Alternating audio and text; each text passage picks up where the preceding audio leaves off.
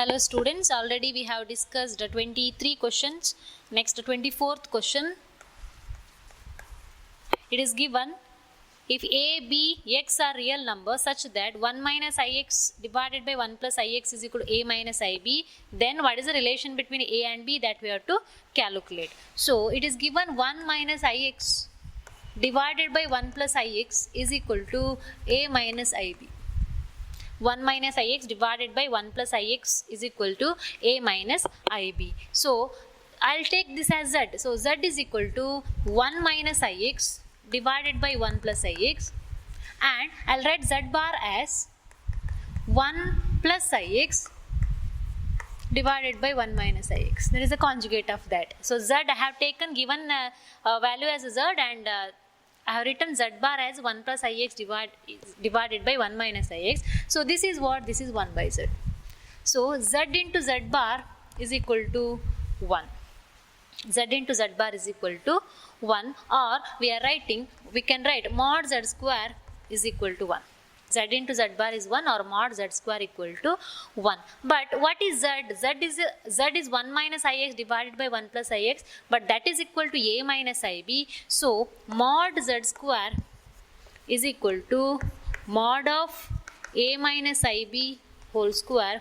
This is equal to 1, because we have taken given value as 1 minus ix by 1 plus ix, a minus ib, but this is equal to z. Therefore mod z square is equal to mod of a minus ib whole square equal to 1. So this is a square plus b square equal to 1. So a square plus b square equal to 1. So that is in the option D. That is in the option D. Next, 25th one. If 1 plus I into 1 plus 2i plus 1 plus 3i so on up to 1 plus ni is equal to x plus iy, then what is the value of 2 into 5 into 10 so on up to 1 plus n square? So it is given 1 plus I into 1 plus 2i into 1 plus 3i so on up to 1 plus ni is equal to x plus iy is equal to x plus iy. But we have to find out the value of 2 into 5 into 10 so on up to 1 plus n square. So 1 plus I into 1 plus 2i into 1 plus 3i so on up to 1 plus ni, that is equal to x plus iy, means I'll take the modulus of this. I'll take the modulus of given value in both the sides. So that becomes modulus of 1 plus I into modulus of 1 plus 2i into modulus of 1 plus 3i so on up to modulus of 1 plus ni is equal to modulus of x plus iy. Modulus of x plus I. So I have taken modulus on both the sides. So what is modulus of 1 plus I?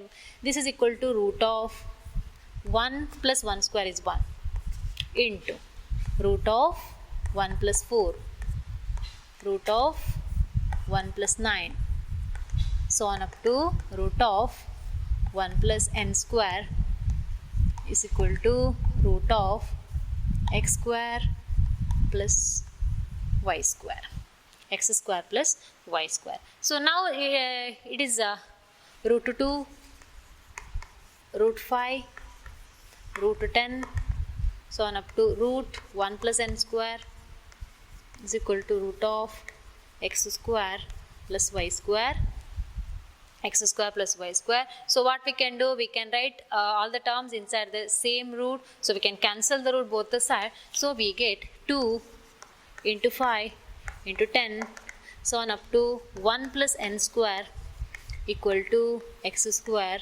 plus y square. So 2 into 5 into 10 so on up to 1 plus n square is equal to x square plus y square. So that is in the option B. Next, the 25th one. So next is 26th one.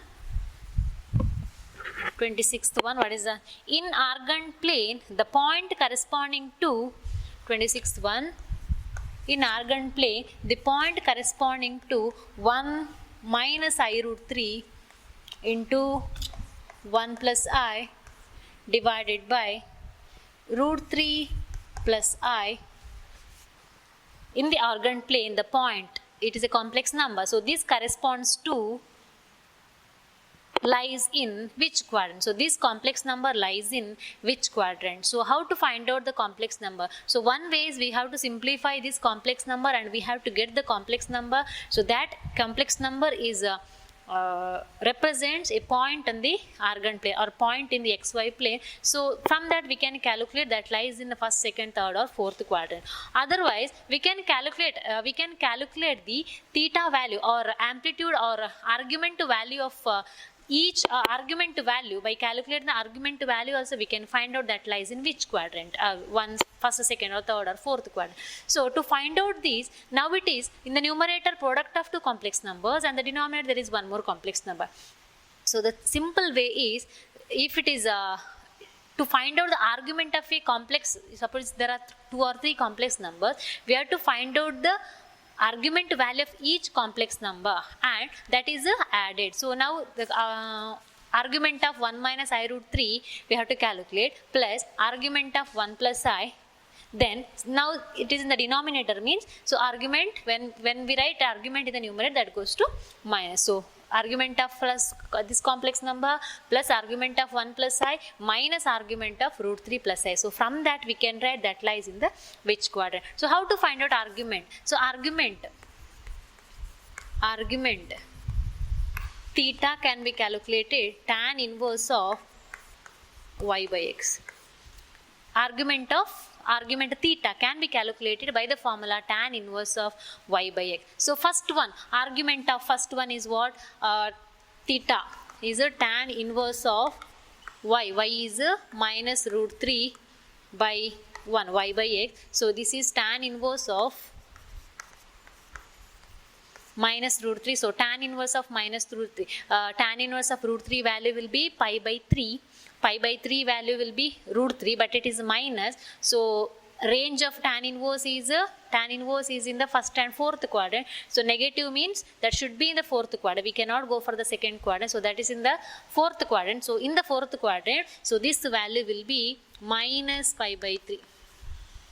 Minus pi, tan inverse of minus root 3. So next one, tan inverse of 1. Tan inverse of 1 is pi by 4.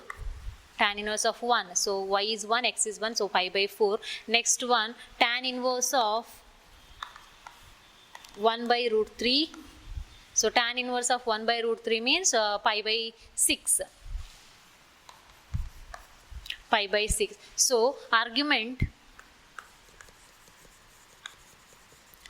will be minus pi by 3 plus pi by 4 minus pi by 6. Pi by 3, here it is pi by 3 minus pi by 3 and it is also in the numerator, so plus pi by 4, but pi by 6 is in the denominator, so minus pi by 6. So it is 45, it is 30, it is 60, 6 minus 90 plus 45 is minus 45, minus pi by 4. So minus pi by 4 lies in the fourth quadrant. So the given complex number lies in the fourth quadrant. So that is option D. Next one, 27th one.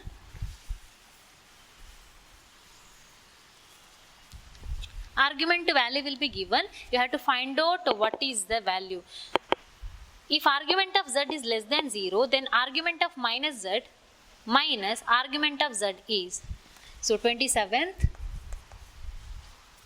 if or what is given, argument of minus z minus argument of z.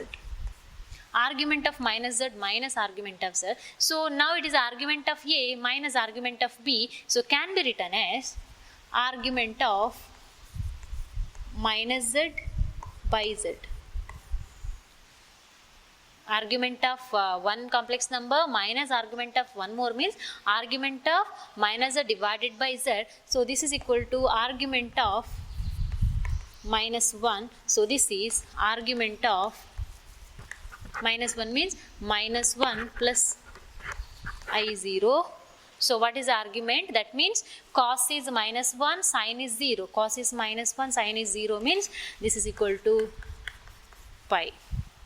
So this is the complex number representing cos minus 1 and sine is 0. So that is pi. So the option C. 27th option C. 28th one. 28th one. The amplitude of sine pi by 5 plus I into 1 minus cos pi by 5 is. So you have to calculate the amplitude. So what is that given? Sine pi by 5 plus I into 1 minus cos pi by 5. Sine pi by 5 plus I into 1 minus cos pi by 5. Again in the one more problem. So sine pi by 5 or sine theta can be written as 2 sine theta by 2 cos theta by 2. So I'll write it as 2 sine pi by 10 into cos 5 by 10 plus I into 2 sine square pi by 10 plus I into 2 sine square pi by 10. So that is a 1 minus cos pi by 5 can be written as 2 or 1 minus cos theta can be written as 2 sine square theta by 2. So it is 2 sine square pi by 10. So which is common? 2 sine pi by 10 is common. The remaining will be cos pi by 10 plus I into sine pi by 10. Cos pi by 10 plus I into sine pi by 10. So this is equal to 2 sine pi by 10 into, this is a complex number, into e power I pi by 10. Pi by 10, or now 2 is a constant, sine pi by 10 is also a constant, it is a real value we are getting pi by 10, but this is a complex number. So this is a complex number. So one complex number is multiplied to real number, this is the complex number we are getting. So amplitude means this is the amplitude. So the amplitude is pi by 10. Amplitude is pi by 10. Amplitude is nothing but argument value. Amplitude or argument value. Next, 29th.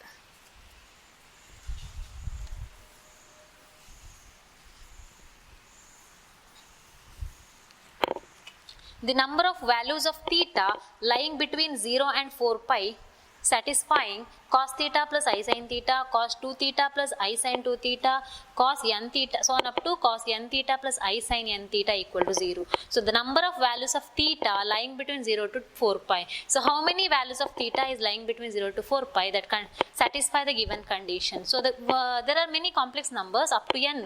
What is given? Cos theta plus I sin theta, cos 2 theta plus I sin 2 theta, so on up to cos n theta plus I sin n theta equal to 0. So cos theta plus I sin theta. Cos theta plus I sin theta we can write as cis theta.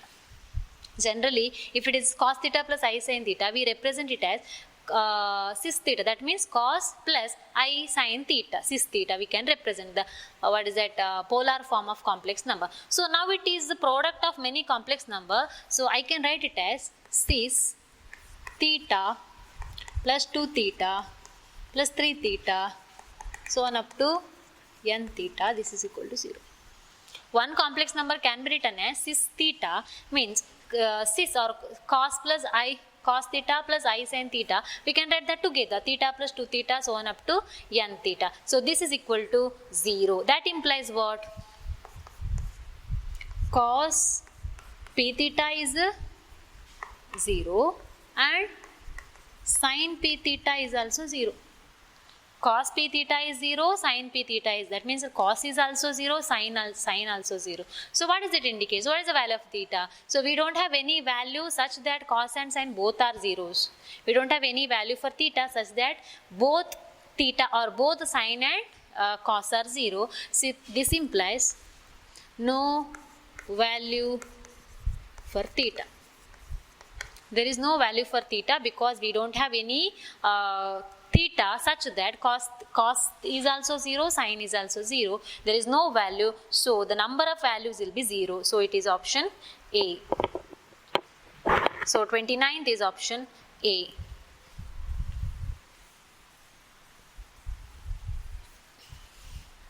Next, 30th one.